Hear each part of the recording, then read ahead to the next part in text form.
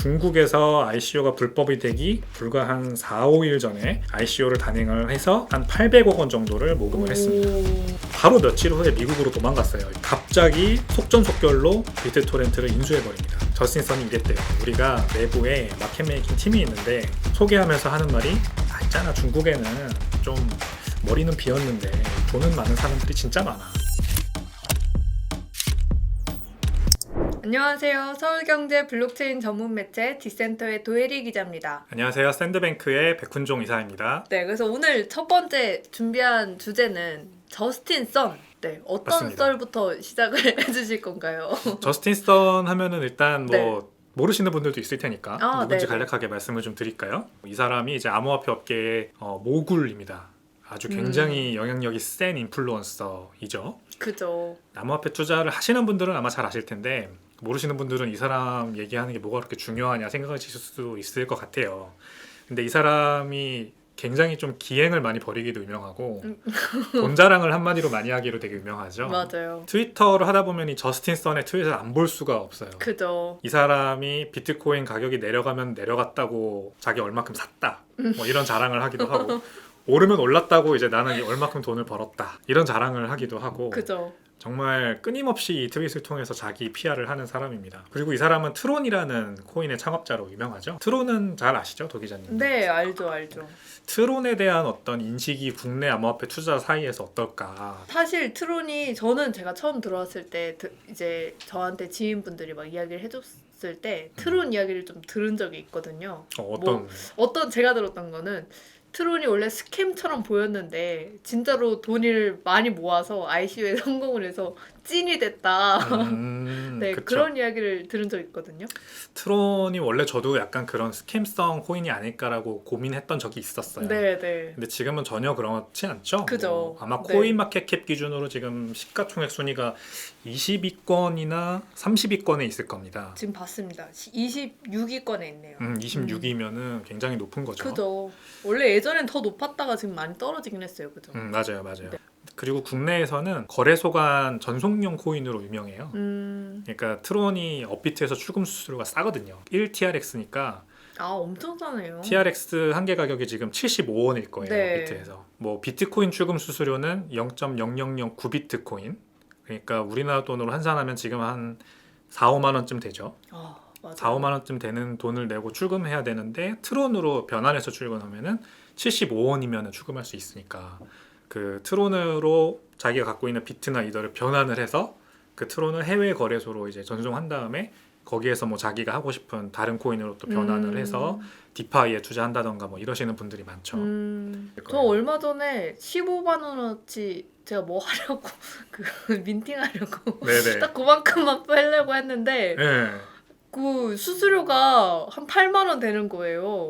진짜. 이더 배보다 배꼽이 더 커가지고 사실 생각해 보면은 네, 정말 그래서 말이 안 되는 거기는 해요. 그러니까요. 그래서 그냥 더 많이 한꺼번에 옮겼습니다. 어차피 뭔가 쓸 일이 있지 않을까 하면서. 그쵸. 네. 그래서 샌드뱅크도 그렇게 될까봐 저희가 이제 TRC 트론 기반이죠. 트론 블록체인 기반 이 USDT를 이제 저희가 입금 받은 거죠. 입출금을 지원을 하는 거죠. 그래서 진짜 싸게 이렇게 입출금할 수 있게 해놨고 아무튼 트론이 이제 그리고 엄청 빨라요. 그것도 아시나요? 네, 빠르더라고요. 네. 이더나 비트가 뭐 그것도 뭐 그렇게 느리지 않은데 요즘 이렇게 네트워크 컨제스천이 많지 않아가지고 네. 트론은 진짜 순식간에 딱 음. 보내면은 바로 그냥 입금됐습니다. 출금하면 출금됐습니다. 바로바로 오는. 그래가지고 빠르고 싸다라는 이 엄청난 포지셔닝, 마켓 포지셔닝을 해놔가지고 네. 국내 투자자들 사이에서 인기가 많은 그런 트론 코인이라고 할 수가 있겠습니다. 네. 그래서 이 트론의 창업자 저스틴 선, 이 저스틴 선에 대해서 이 해외에 있는 더 벌지라고 하는 언론이 되게 재밌는 르포 기사를 냈어요. 이달 초였습니다. 그래요? 네. 3월 초였고 네. 되게 재밌는 기사를 많이 써요. 그러니까 뭐 메타의 저커버그가 왜 사람들한테 고통받느냐, 그러니까 왜 사람들은 저커버그를 싫어할까 이런 주제에 관련된 네. 거나 되게 재밌는 썰들이 많아요. 근데 흥미로운 게 메타나 애플 그런 아마존 뭔가 어마어마한 테크 기업들을 취재하는 곳에서 트론을 취재했다는 건 좀 재밌네요. 저스틴 선에 대해서 아까 잠깐 이제 말씀을 드렸지만 이 사람이 1990년생이더라고요. 그래도 영앤 리치네요, 진짜. 영앤 리치죠. 네. 뭐 이 사람이 뭐 돈이 지금 얼마나 많을진 저도 잘 모르겠지만 네. 적어도 수천억 원에서 뭐 조 단위로 있지 않을까 그죠. 생각이 되고. 네. 저스틴 선, 그러니까 영어 이름으로 불리는 이유는 이 사람이 지금 중국 국적이 아니에요. 근데 중국 국적일 때부터 저스틴 선으로 불리긴 했어요. 아, 그래요? 네. 본인이 약간 이름을 지은 건가요? 그렇죠. 저스틴 선의 중국 이름은 순위천인데 우리나라 말로 하면은 손우신이에요. 우신아 이렇게 괜찮은 이름인 것 같아요. 남자 네. 이름치고. 네네. 그 손씨도 많고 중국에 그뭐 손자 이럴 때 하는 그 손씨더라고요. 이제 그런 이름을 가지고 있었고 90년생이니까 34살, 33살인데 중국에 살 때부터 굉장히 좀 촉망받는 그런 젊은 창업가였어요. 그러니까 이 암호화폐 업계에서 네. 유명해지기 전부터 이미 이 중국의 관영 매체들에서 좀 젊은 창업가, 앞으로 되게 촉망받는 유망한 그런 창업가로 많이 소개가 됐더라고요. 북경대에서 역사학과를 졸업했고 그 다음에 바로 이어서 그 유펜이라고 하죠. 네. 미국 아이비리그에 있는 대학교 유니버시티 오브 펜실베니아 여기에서 동아시아학 석사 학위를 받았어요. 똑똑하네요. 똑똑한 친구예요. 네. 워낙 공부를 잘했던 것 같고 그리고 이런 학교를 다니면서 이제 미디어에 관심, 마케팅 미디어에 관심이 많아가지고 이 마케팅에 관련된 사업을 했더라고요. 그러니까 여러 가지 이제 스타트업들을 한 3개 정도 경영을 했던 것 같은데 그 스타트업들을 하면서 이제 먼저 2014년에 이 다보스 포럼에서 월드 이코노믹 포럼으로 유명하죠. 스위스 다보스 포럼에서 이 글로벌 젊은 리더에 선정이 됐었고요. 그 다음에 2015년에는 이제 중국 국영 TV에서 가장 기대되는 창업가에 선정되기로 했어요. 그리고 이제 15년부터 17년까지는 포브스 차이나에서 뽑은 30 언더 30이라고 해가지고 30세 이하 창업자이면서 중국 전역에서 30대에 제일 잘 나가는 창업자의 이름을 올린 거죠. 대단하네요. 원래부터 똑똑한 친구였고 그러네요. 사업적 재능이 뛰어나서 중국과 스위스 다보스까지 좀 관심이 이 사람한테 미칠 정도로 굉장히 유명했었고 그 여세를 몰아서 이 암호화폐로 돈을 많이 번 이후에는 트위터나 여러 가지 이제 SNS 활동을 하면서 자기 PR에 적극적으로 나섰었어요. 혹시 기억나는 어떤 에피소드 있으세요? 이 사람 트위터 중에 생각나는 거 있으신가요? 저는 이게 기억나는 게 워렌 버핏과의 점심 식사에 당첨이 됐는데 또 밥을 안 먹는다고 밥을 약속을 좀 미뤄뒀잖아요. 맞아요. 그래서 막 밥을 먹냐 안 먹냐로 저희가 왜냐면 그 당시에는 워렌 이제 지금은 암호화폐 업계에 관심이 다들 너무 많으시지만 그 당시만 해도 사실 저희 되게 힘든 시기였잖아요. 2019년. 네, 아무도 관심도 없고 이제 다 저도 그 힘든 시기를 겪어왔는데 그쵸. 그 시기에 이제 워렌 버핏이라는 그런 세계적인 투자자가 암호화폐 업계 사람과 밥을 먹는다? 이거는 저희에게 엄청난 이슈였죠. 맞아요. 실제로 밥을 막 먹는다 했다가 안 먹는다 했다가 막 19년에 이 사람이 이제 그 비딩이잖아요. 이게 내가 돈을 더 많이 냈으면은 당첨될 확률이 높아지는. 이 사람이 50억 원에 비딩을 해서 선정이 됐는데 무슨 똥배짱인지 아무튼 안 먹겠다 뭐 이래가지고. 그러니까요. 근데 결국엔 먹긴 먹었어요. 결국엔 먹었어요. 맞아요. 20년 1월 달에 먹었더라고요. 이렇게 늦춰졌잖아요. 늦춰졌어요. 그러니까 사실상 그때 말이 많았던 게 도대체 네가 뭔데 워렌 버핏과의 점심을 먹네 안 먹네를 하고 있냐 이런 얘기가 많이 나왔던 거죠. 맞습니다. 그리고 이 사람 이제 올해 말에 우주여행 가는 거 아세요? 우주여행을 가요? 네. 누구랑 가요? 이 사람이 5명을 뽑을 수가 있어요. 와. 저스틴 선이. 대단하다. 이것도 이제 비딩이었어요. 그러니까 제프 베조스 아마존 창업자 아시죠?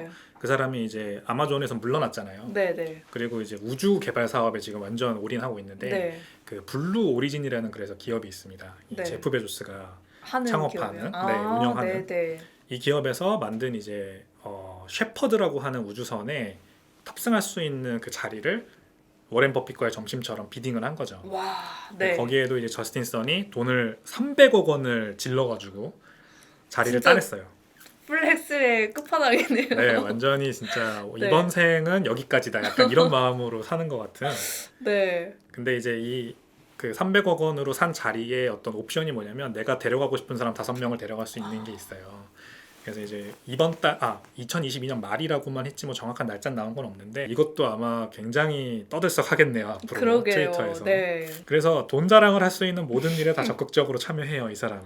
네. 이제 또 소개를 드리겠지만 엄청난 이 관심, 재력에 대한 관심, 뭔가 내가 사람들한테 이름을 더 많이 알릴 수 있는 기회가 있으면은 무조건 발을 담그고 보는 그런 사람으로 사실 보는 게 맞죠. 자, 그래서 이제 이 저스틴 선이 만든 트론에 대해서 그래서 얘기해봐야겠죠. 아까 말씀드렸듯이 이제 거래소 간 전송용 코인으로 유명한 이 트론 코인은 2014년에 만들어졌어요. 이 저스틴 선이 본격적으로 돈도 많이 벌고 또 우리 암호화폐 업계에서 유명해진 계기가 이 트론의 성공 때문인데 이 트론 파운데이션이라는 게 있습니다. 싱가포르에 위치를 해 있고 지금은 그래서 이제 저스틴 선이 트론의 어떤 CEO나 어떤 그런 운영진에서 역할이 물러났죠. 네네. 그리고 트론 파운데이션에서 운영을 하고 있는데 2017년부터 여기서 운영을 하고 있고요. 비영리 재단입니다. 그래서 이 트론이 원래는 ERC20 기반, 이더리움 기반으로 발행이 됐다가 이제 2017년에 메인넷을 발표하고 이 TRC라고 하는 그 자기네만의 프로토콜이 만들어졌죠. 그래서 이걸 기준으로 지금은 트론 토큰이 거의 다 발행이나 아니면 거래가 되고 있고요. 2017년에 ICO를 했어요. 그때 이제 중국에서 ICO가 불법이 되기 불과 며칠 전에. 아, 불과 며칠 전이에요? 네, 불과 한 4, 5일 전에 ICO를 단행을 해서 한 800억 원 정도를 모금을 했습니다.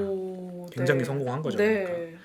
그래서 이걸 통해서 저스틴 선이 엄청 부자가 된 거고 지금까지도 이 돈을 뭐 몇 배나 불렸는지 모르겠지만 엄청 많이 불렸을 거라고 예상을 하는 거죠. 그죠. 그래서 현재 트론의 시가총액은 한 7조 원 정도 돼요. 그래서 코인마켓캡 기준 아까 도 기자님 찾아주신 것처럼 한 네. 26위에 랭크돼 있고 국내 투자자들한테는 이제 전송용 토큰으로 유명하고요. 업비트에서는 일거래량이 한 250억 원 정도 나오고 있어요. 250억 원 정도면은 업비트에서 그냥 일반 개인 투자자가 그냥 뭐 얼마의 물량을 던지든 무리가 없는 그런 유동성이 큰 토큰이라고 볼 수가 있죠. 그러니까 사람들이 트론을 뭐 오래 가지고 있지는 않을 건데 그래도 전송용 토큰이 됐건 아니면 뭐 단기 투자가 됐건 업비트에서 많이 거래를 한다 이렇게 보시면 될 것 네. 같아요. 네, 그래서 트론은 한 800억 원 정도로 모금하면서 굉장히 성공적으로 ICO를 했고 그때 가격이 얼마인지 제가 정확히 기억 안 나는데 아무튼 그때 이후로 가격이 또 엄청 올랐어요. 그래서 이 가격 오른 것만 가지고도 저스틴 선이나 트론 재단은 뭐 대대손손 먹고 살 만큼 벌었다고 볼 수가 있겠죠. 근데 진짜 좀 중국 정부는 한국보다도 좀 이런 규제나 이런 게 굉장히 엄격하잖아요. 그렇죠. 그런 걸로 알려져 있으니까. 근데 어떻게 ICO 금지하기 며칠 전에 ICO를 딱 하고 그럴 수가 있죠? 이 저스틴 선을 아는 내부자들의 네. 증언에 따르면 네. 이 리스크라는 측면에서 이 저스틴 선은 굉장히 허용치가 높은 사람이래요. 모험을 즐기고 네. 도전을 즐기고 좋게 말하면 그러니까 우주여행도 간다고 하겠죠. 네, 그러니까요. 네. 좀 나쁘게 말하면은 이제 조심성이 없다고도 볼 수 있는 건데 이 ICO도 그 일단 저지른 거예요. 말하자면. 일단 하자. 네. 왜냐하면 왜 그렇게 제가 말씀드리냐면 네. 바로 며칠 후에 미국으로 도망갔어요. 이 사람이. 근데 네. 제가 아까 서두에 말씀드린 더 벌지의 그 르뽀 기사가 거기서부터 시작을 합니다. 트론 ICO를 했고 2017년에 네. 저스틴 선이 한국으로 먼저 와요. 그래요? 네. 네. 트론 ICO 하고 일주일 후에 네. 이제 중국에서는 ICO가 공식적으로 금지가 됐고 네. 이 며칠 후에 한국으로 인천공항으로 먼저 들어옵니다. 그래서 인천공항에서 환승을 해가지고 미국 샌프란시스코로 가요. 그래서 이 사람이 이제 미국 샌프란시스코에서 몇 달 동안 머무르는데 그 머무르는 동안 어떤 뭐 되게 플렉스를 했다 그래요. 들리는 소문에 따르면은 이제 굉장히 샌프란시스코 오면은 뭐 물가 비싸기로 유명한 도시잖아요. 네. 거기에서 굉장히 고급 맨션에서 지냈고 그다음에 이 사람이 하우스 오브 카드라는 미드를 좋아했는데 네. 아시나요? 알죠. 그죠? 네. 미국 대통령 정가의 어떤 네. 그런 비리 같은 걸 다루는 네. 거기에 보면은 케빈 스페이시라는 주인공이 네. GMC 허머 그 SUV를 타고 많이 나와요. 네. 네. 그래서 이 사람이 뭐 그 하원 의원이다가 부통령이다가 뭐 이제 이러잖아요. 네. 그러니까 이 굉장히 큰 SUV를 타고 나오는데 그게 멋있었다고 하더라고요. 이 저스틴 선이. 그걸 샀대요? 그래서 그걸 사서 와우. 이 사람이 또 체구가 굉장히 작거든요. 네. 그 사진을 보면 우리가 유추할 수 있는데 네. GMC 그 허머에서 펄쩍 뛰어내리는 모습이 너무 귀여웠다. 뭐 이런 전언도 전해지고 그랬다고 합니다. 네. 그래서 몇 달 동안 이렇게 플렉스를 하다가 네. 갑자기 이 샌프란시스코 다운타운에 이 비트토렌트 본사가 있었어요. 당시에 갑자기 네. 거기 나타나서 속전속결로 이 저스틴 선이 비트토렌트를 인수해 버립니다. 약 1,700억 원에. 비트토렌트가 미국 회사였어요. 여러분들이 모르실 수도 있는데 비트토렌트는 P2P로 이 파일 공유를 하는 서비스거든요. 토렌트라는 거 아시죠, 도 기자님? 알죠. 네. 예전에 그 영화 같은 거 네. 우리가 보통 뭐 지금은 실시간으로 스트리밍해서 봤지만 옛날에는 다운로드 받아서 봤잖아요. 그죠. 근데 어디 가서 다운로드 받냐? 뭐 유명한 게 뭐가 있더라? 키위 디스크? 막 그런 무슨 디스크 이런 거 많았잖아요. 무슨 디스크 이런 데 네. 들어가면 이제 월정액으로 얼마 맞아요. 내고 돈 내고. 그죠. 그러면은 내가 원하는 영화를 다운로드 받는데 맞아요. 그게 이제 토렌트란 이름으로 다운을 받아요. 네. 희한하게.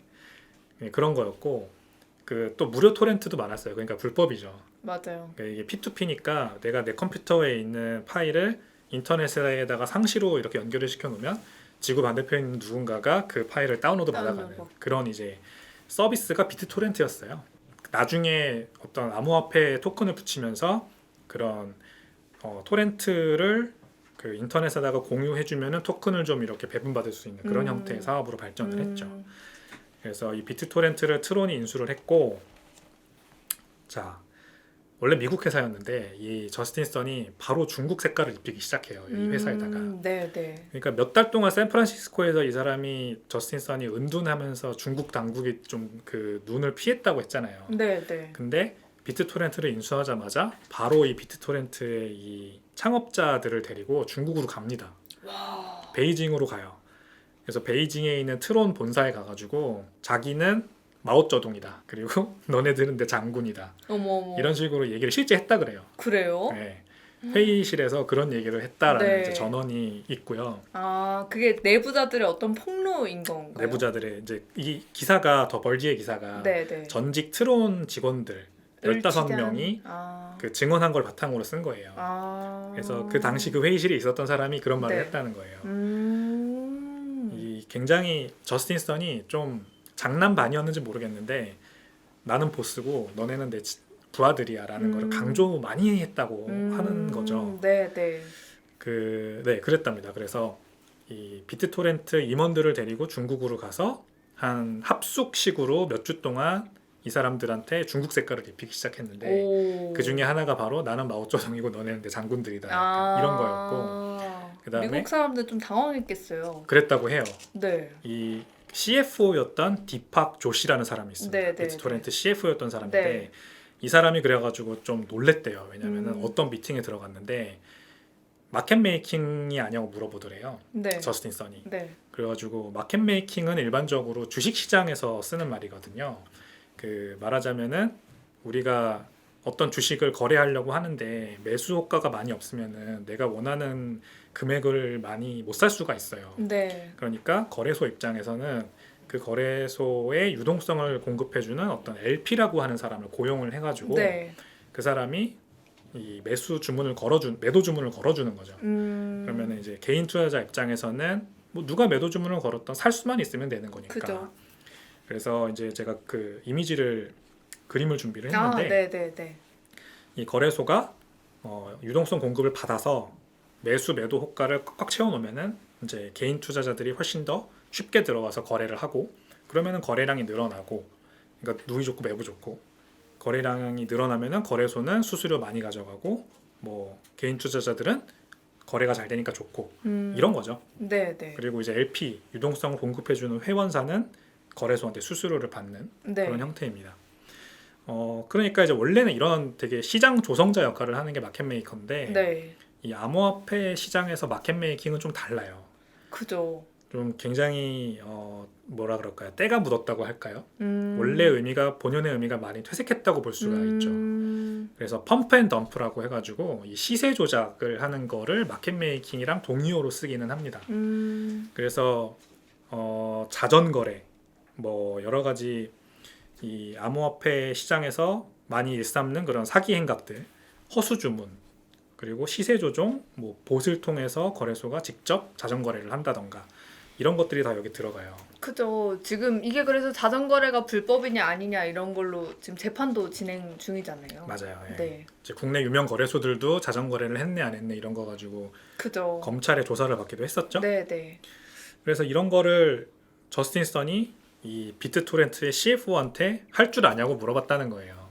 아, CFO한테. 네. 그러니까 이 CFO, 이 디팍이라고 하는 CFO는 굉장히 놀랐다고 하는 거죠. 그러니까 우리가 저스틴 선이 이랬대요. 우리가 내부에 마켓 메이킹 팀이 있는데 마켓 메이킹 팀을 소개하면서 하는 말이 있잖아, 중국에는 좀 머리는 비었는데 이 돈은 많은 사람들이 진짜 많아. 우리가 이 사람들을 좀 잘 구워 삶으면은 하라는 대로 다 해. 그러니까 너도 한번 좀 해봐. 약간 이랬다는 거예요. 트론 재단이 마켓 메이킹을 직접 한다는 거는 네. 내부자 거래잖아요, 사실. 그죠. 인사이더 트레이딩이고 그죠. 또 자기네가 그 마켓 메이킹 전략을 이용해서 가격을 띄운다는 거니까 시세 조작 혐의가 있을 수가 있는 그죠. 거죠. 띄우고 자기네들은 팔겠죠, 그러면. 그러겠죠. 예. 그게 펌프 앤 덤프죠. 그죠. 올리고 정점에서 팔고 나가고 내려가고 개미들은 죽어나가고. 그죠. 오른다 하고 막 따라 그래서 불나방이 안 된다. 그러니까요. 그럼 방금 말씀하신 거는 이 디팍이라는 CFO가 직접 이렇게 증언을 한 거예요? 이 사람은 코멘트를 하지 않았어요. 아, 네. 이 벌지가 이 당사자들한테 다 코멘트를 요청했는데 디팍이라는 CFO는 하지 않았고요. 네. 다른 트론과 비트토렌트 전 직원들 이 옆에서 들었다. 네, 들었다. 이런 얘기가 있었다. 트론 그 저스틴 선이 이 디팍한테 한 이야기를 들었다. 그렇죠. 그래서 뭐 그러니까 이 벌지라는 그 언론에서 쓴 기사는 르보고 이 증언을 토대로 작성된 기사이기 때문에 뭐 어디까지 믿어야 될지는 우리가 좀 생각을 해봐야겠으나. 그죠. 네, 재밌는 얘기다. 그죠. 그건 이렇게 분명한 거죠. 여러 명의 이야기를 듣고 종합해서 어떤 그 진실에 가까운 이야기를 조각조각 맞춰서 쓴 기사다. 이렇게 생각하면 될 것 같습니다. 그죠? 그렇죠. 네. 그 뭐 다들 아시겠지만 이 자본시장법이라는 게 뭐 우리나라뿐만이 아니라 미국에도 있습니다. 그래서 비트토렌트는 미국 회사였기 때문에 시세 조작 혐의나 이런 거에 걸리면은 SEC로부터 고소를 당해요. 그죠. 그리고 유죄 판결이 날 경우 최소 20년형을 살아야 됩니다.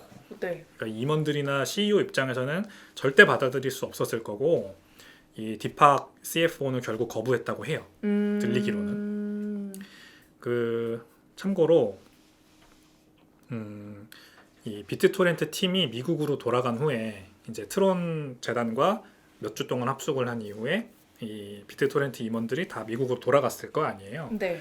그때 이 기사에 쓰인 내용들의 대부분이 많이 쏟아져 나왔대요. 그러니까 이 디팍 CEO, CFO뿐만이 아니라 같이 갔던 임원들도 다들 저스틴 선이나 트론의 운영 방식에 대해서 불만이 굉장히 많이 쌓여 있었고 그 몇 주 기간 동안 그리고 그것들을 다 이 미국에 와서 비트토렌트 팀에 와서 직원들한테 다 얘기를 했다는 겁니다.